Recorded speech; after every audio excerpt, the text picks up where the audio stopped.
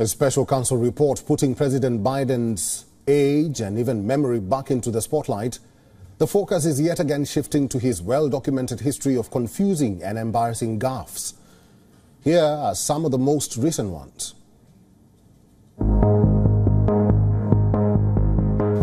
And I sat down and I said, "America's back."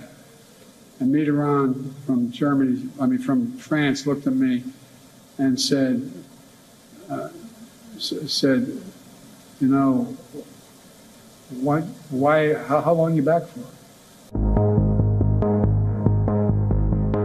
As you know, initially, the president of Mexico, Sisi, did not want to open up the gate to allow humanitarian material to get in.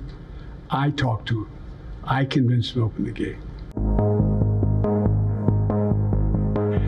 There is some movement, and I don't want to, well, maybe choose my words. There's some movement. There's been a response from the opposition, but yes, I'm sorry, from Hamas, but it seems to be a little over the top. We're not sure where it is. There's a continuing negotiation right now. To what extent has Vladimir Putin been weakened by recent events? It's hard to tell, but he's clearly losing the war in Iraq. He's losing the war at home. And he has become a bit of a fly around the world. And it's not just NATO. It's not just the European Union. It's Japan. It's 40 nations. But I'm going to stand in front of each section. No, I really mean it. And if you can see the camera, they can see you. And it's the least consequential part of this whole meeting for you. I promise. All right? God save the Queen, man. And for more on this, our correspondent Susan Teherani has sent us this report from New York.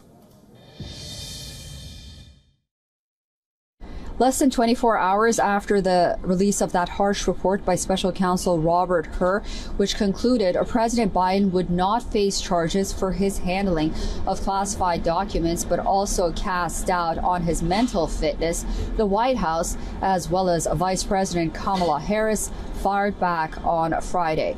President Joe Biden himself, who on Thursday lashed out at Robert Hur's comments, did not take additional questions when he met on Friday afternoon with German Chancellor Olaf Scholz in the White House.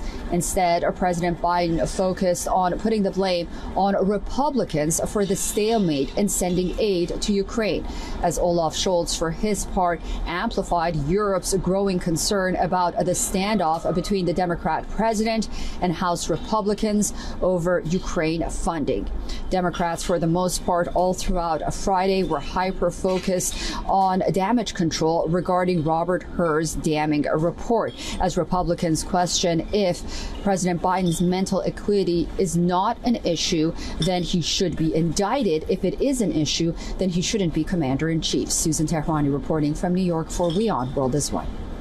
For all the latest news, download the WION app and subscribe to our YouTube channel.